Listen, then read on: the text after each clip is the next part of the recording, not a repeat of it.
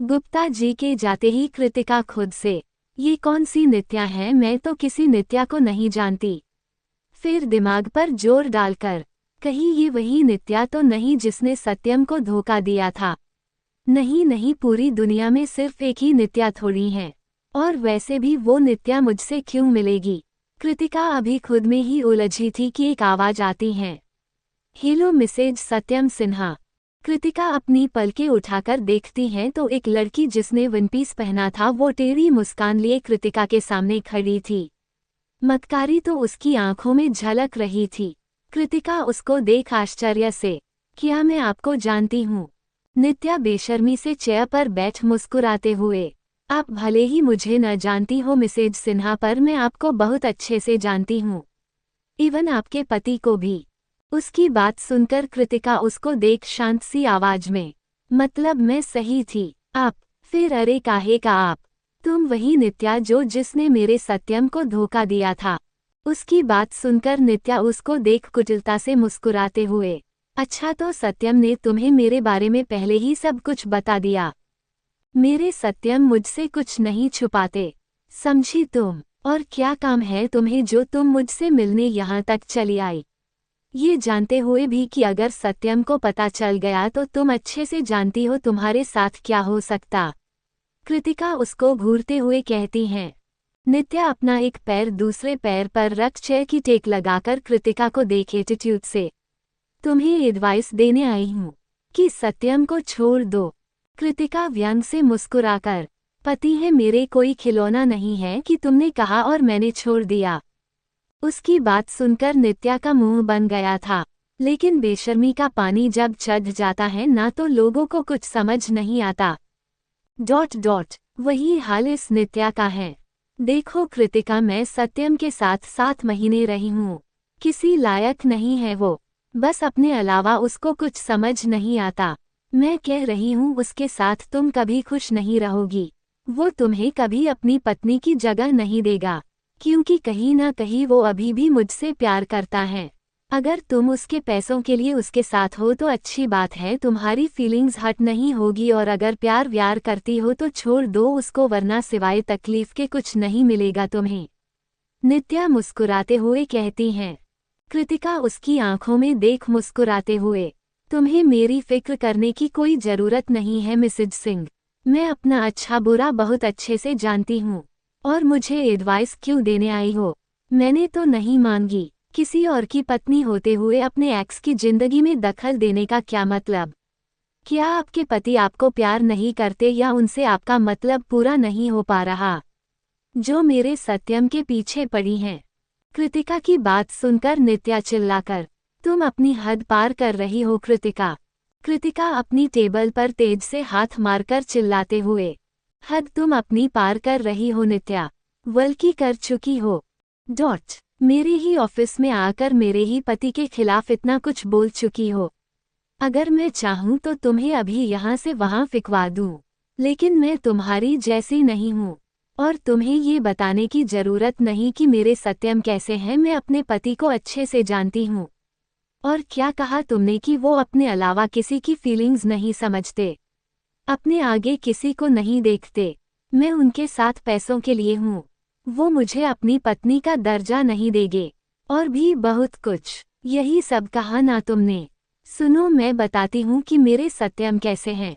कृतिका उसके सामने आकर गुस्से से, मेरे सत्यम अपने से पहले दूसरों के बारे में सोचते हैं। अपनी दादी की खुशी के लिए कुछ भी कर सकते हैं। दादी के एक बार कहने पर उन्होंने मुझसे शादी कर ली। और रही बात प्यार और पत्नी के दर्जे की, उसकी आंखों में देख। मेरे सत्यम बिना मेरी मर्जी के मुझे हाथ भी नहीं लगाते। मेरे पति हैं, जब मर्जी चाहे मुझ पर अपना हक जमा सकते हैं, लेकिन फिर भी हर बार वो मेरी इजाजत मांगते हैं। प्यार तो मुझसे इतना करते हैं कि मेरे बिना कहे मेरी हर ख्वाहिश पूरी करते हैं। जब मुझसे प्यार करते हैं ना तो मुझे होश नहीं रहता, उनके छूते ही मैं दूसरी दुनिया में पहुंच जाती हूँ। वो प्यार भी मुझे इतनी प्यार से करते हैं कि मेरा अपने आप पर इख्तियार ही नहीं रहता। मेरे सत्यम के हर एक एहसास से मुझे बहुत प्यार है। कृतिका आंखों में दुनिया जहान की खुशी और प्यार लिए सत्यम के बारे में बता रही थी, और उसकी खुशी देख नित्या अंदर ही अंदर जल रही थी। सत्यम उसको भूलकर आगे बढ़ गया, ये बात उसको हजम नहीं हो रही थी। वो यही सोच के आई थी कि कृतिका को सत्यम के बारे में भड़का कर उसकी जिंदगी एक बार भी बर्बाद कर देगी, लेकिन यहाँ तो अलग ही हो गया। कृतिका उसको अपनी उंगली दिखा उसको घूरते हुए, हर कोई तुम्हारे जैसा नहीं होता जो पैसों के लिए अपना ईमान बेच दे नित्या। फिर उसको देखते हुए, और तुमने तो सत्यम को छोड़कर एक बहुत बड़े बिजनेसमैन से शादी की था ना, तो अपनी शादीशुदा जिंदगी में ध्यान दो। अपने सत्यम के लिए उनकी कृति ही काफी है। फिर मुस्कुराते हुए, वैसे तुम्हारा शुक्रिया करना चाहूंगी कि तुमने सत्यम को छोड़ दिया। कृतिका के कहते ही नित्या आश्चर्य से उसको देखती है। तो कृतिका उसको देख, अगर तुम उनको नहीं छोड़ती तो इतना प्यार और केयर करने वाला पति मुझे कहाँ से मिलता। कृतिका की बातें सुनकर अब नित्या के तन बदन में आग लग रही थी। कहा वो सत्यम का बुरा सोच कर आई थी और कहा यहाँ कृतिका ने उसकी ही इंसल्ट कर दी। कृतिका उसको घूरते हुए, अब तुम खुद जाना पसंद करोगी या मैं गार्ड्स को बुलाकर तुम्हें बाहर फिकवा दूँ। इतनी इंसल्ट के बाद नित्या का रुकना मुश्किल हो गया था और कृतिका को घूरते हुए अपने पैर पटक कर निकल लेती हैं। उसके जाते ही कृतिका अपना सामान समेत बड़बड़ाते हुए चुड़ैल कही कि बड़ी आई मुझे मेरे ही सत्यम के बारे में बताने वाली। मन तो कर रहा है इसका मुंह तोड़ दूं। नालायक, मेरा अच्छा खासा मूड खराब करके चली गई। बड़ी आई मुझे एडवाइस देने। हो छिपकली नहीं तो सत्यम की जिंदगी से जाने के बाद भी उनसे चिपक रही हैं। सत्यम यहाँ होते ना तो इसके बाल नोच लेने थे मैंने, कहकर अपना सामान उठा ऑफिस से निकल जाती हैं। कृतिका घर आती हैं तो दादी उसको हॉल में ही मिल जाती हैं। कृतिका जाकर दादी की गोद में सिर रख कर लेट जाती हैं। दादी उसको ऐसे देख, क्या हुआ बेटा, कोई परेशानी है क्या?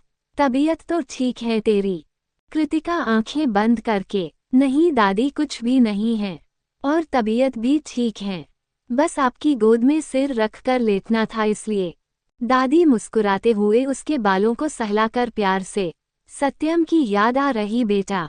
दादी की बात सुनकर कृतिका आंखों खोल उदास होकर हाँ में सिर हिला देती है तो दादी उसको समझाते हुए, मैं समझ सकती हूँ बेटा, मुझे भी उसकी याद आ रही है, लेकिन तू तो बहुत बहादुर है, तूने इतने दिन निकल लिए आराम से, ये बचे हुए कुछ दिन भी आराम से निकल जाएंगे। उनकी बात सुन कृतिका नम आंखों से उनके गले लग जाती हैं। दादी उसका सिर सहलाकर, परेशान मत हो बच्चे, जाकर कपड़े बदल के आ, फिर खाना खाते हैं, जा जल्दी। कृतिका उनकी बात सुनकर रूम में जाकर फ्रेश होकर नीचे आ जाती हैं और दादी के साथ बैठकर खाना खाती हैं। आज वो बहुत शांत थी। नित्या की बातें जो उसने सत्यम के लिए बोली वो कृतिका को बिल्कुल भी अच्छी नहीं लगी। कृतिका जल्दी से खाना खत्म करके प्लेट किचन में रख कर आती हैं।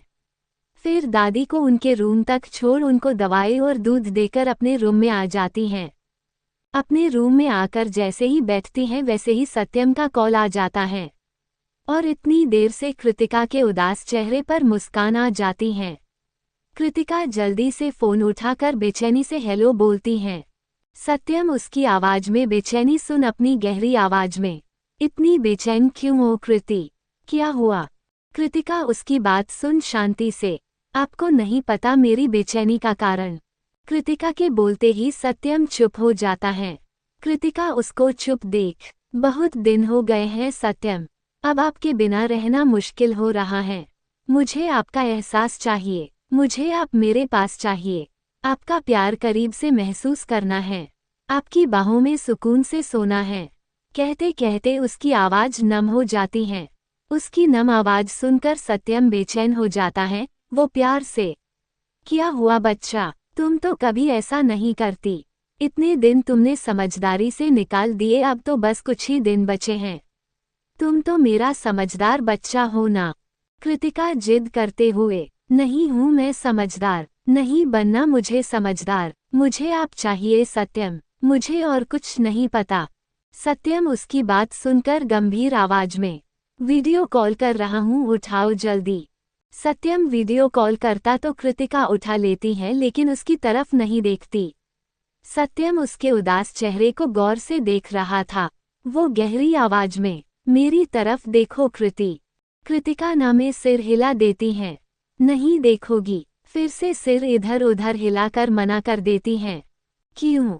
क्योंकि आप गुस्सा करेंगे, कृतिका दूसरी तरफ देख के कहती हैं। सत्यम उसकी बात सुनकर शांति से, और मैं गुस्सा क्यों करूंगा? कृतिका बच्चों जैसे, क्योंकि मैंने जिद की। सत्यम के चेहरे पर मुस्कान आ जाती हैं। वो प्यार से, अच्छा नहीं करूंगा गुस्सा, तुम मेरी तरफ देखो तो जान। प्रॉमिस? कृतिका धीरे से पूछती हैं। हाँ प्रॉमिस मेरा बच्चा, अब देखो। कृतिका उसकी तरफ देखती है तो सत्यम उसकी नम आंखें देख बेचैन हो जाता है। वो बेचैनी से, क्या हुआ है कृति, तुम तो कभी ऐसा नहीं करती, फिर आज क्या हुआ? सत्यम के पूछते ही कृतिका को नित्या की याद आती है लेकिन वो सत्यम को नहीं बताती। फिर हल्के से मुस्कुराकर, कुछ नहीं हुआ, बस आपकी याद आ रही थी इसलिए ऐसा कर दिया, और कुछ नहीं। सत्यम उसको गौर से देखते हुए, ऑफिस में सब कैसा चल रहा है कृति? सब ठीक चल रहा है। आप क्यों पूछ रहे हैं? नहीं बस ऐसे ही। फिर अपने मन में, मुझे सब पता है कृति कि आज ऑफिस में क्या हुआ। मैं वहाँ नहीं था पर मैंने सब सुना और देखा है। अब तक मैं चुप था क्योंकि नित्या सिर्फ मेरे पीछे थी।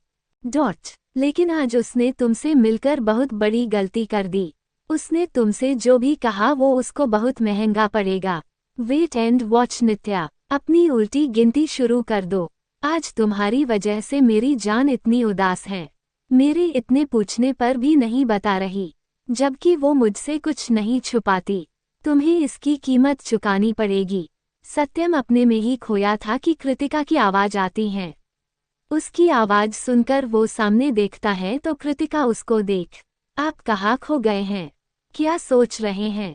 कहीं नहीं, मैं तो यही हूँ। कृतिका उदासी भरी आवाज में, सत्यम आपका काम कब खत्म होगा? कब आएंगे आप? कृतिका को उदास देख सत्यम कुछ सोच शरारत से, तुम तैयार हो क्या कृति? कृतिका कंफ्यूज होकर, किस लिए? दादी की विश पूरी करने के लिए, सत्यम शरारत से कहता है। तो कृतिका के गाल लाल हो जाते हैं और वो अपनी बात भूल जाती हैं। कृतिका अटकते हुए, क्या बोल रहे हैं आप? इसमें अचानक से दादी की विश कहाँ से आ गई?